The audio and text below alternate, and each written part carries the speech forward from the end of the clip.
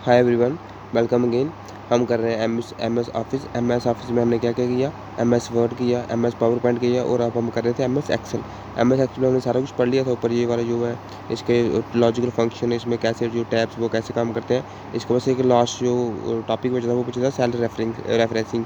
इसको क्या कहते हैं, ठीक है। तो इसका मतलब क्या है, addressing referring to cell in a worksheet so that Excel know which cell data to use in the formula और फंक्शन। मतलब ये क्या करता है, सेल को एक एड्रेस देता है जहाँ एक उसको रेफर करता है। मतलब एड्रेस सेल को एक नाम देता है, एक पर्टिकुलर नाम देता है कि उससे जो कि एक्सेल है, एक्सेल को हेल्प हो उसको फाइंड करने में कि फार्मूला कहाँ लगाना है और कौन सा फंक्शन उसमें लगाना है। जैसे cell referencing is how Excel identify a cell to use it value in a formula, है ना।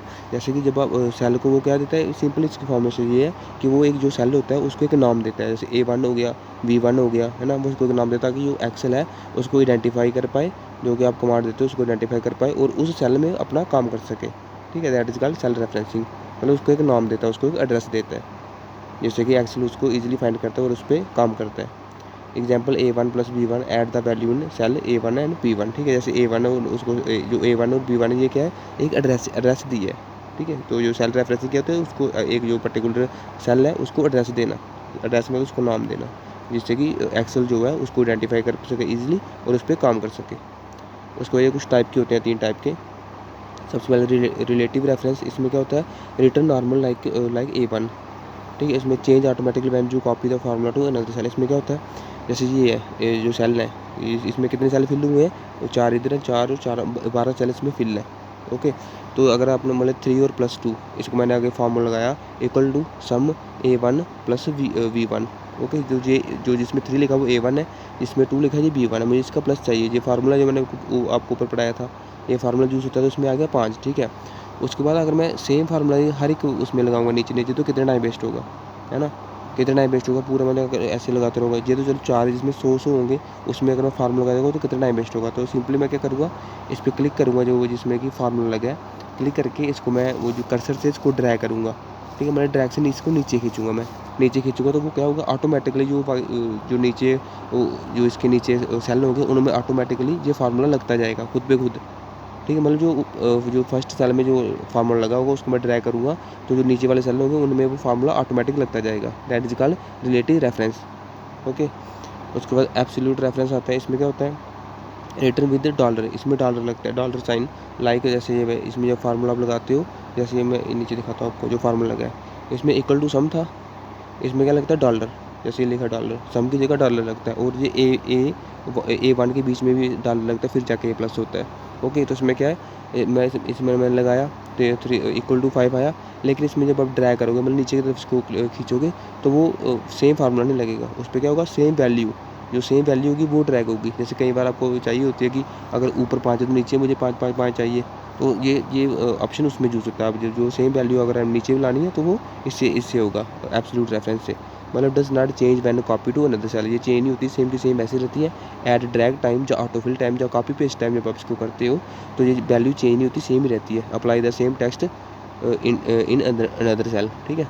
मतलब जब आपने सेम टेक्स्ट अनदर सेल में फिल करना हो तो इसका यूज़ होता है एब्सोल्यूट रेफरेंस का। उसके बाद आता है मिक्स्ड रेफरेंस। इसमें क्या है, mixed cell referencing in MS Excel means a combination of both absolute and relative reference in a single reference. इसमें क्या मतलब, ये दोनों जो ऊपर दिए ना, ये दोनों टाइप के इसमें वो हो जाते हैं, फिल हो जाते हैं। इट लॉग इधर द रो और द कॉलम, ठीक है। ये दोनों इधर को भी रख, इधर रो एंड कॉलम क्या है, मतलब जो इसमें ये लिखा है, इसमें ये अपने डाटा डाला है ना, ये जो कॉलम को भी ला कर लेती है और रो को भी ला कर लेती है, मतलब ये दोनों काम करती है। तो सिंपल क्या है इसमें, ये बस इतना ही, एक्सेल इतना ही खत्म हो गया। तो उसमें फिर से रिवाइज कर देते हैं। सिंपली सेल रेफरेंसिंग की है, सेल को एड्रेस देना, जिससे कि एक्सेल उसको सेल को आइडेंटिफाई कर पाए और उसमें अपनी उसमें जो वैल्यू है, जो कुछ भी जो फंक्शन कर रही है उसको वो अपने काम में ला सके, ठीक है। मतलब उसको सेल को एड्रेस देना, जिससे कि एक्सेल उसको फाइंड कर सके, उसमें काम कर सके। और इसके टाइप्स हैं, जो सबसे पहला टाइप रिलेटिव रेफरेंस। इसमें क्या होता है, जो अगर आपने सॉरी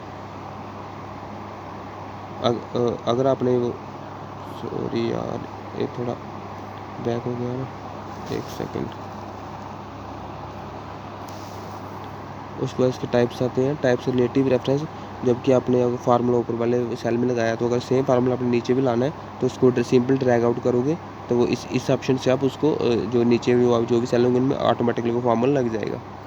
उसके बाद एब्सोल्यूट रेफरेंस आता है जब आपने सेम टेक्स्ट को नीचे भी पेस्ट करना हो, मतलब सेम टेक्स्ट को अनदर सेल्स में पेस्ट करना हो तो एब्सोल्यूट रेफरेंस वाला ऑप्शन यूज़ होता है। तो ये यूज़ करके तो इक्वल टू ही जो सम लगता था वहाँ डॉलर लगता है।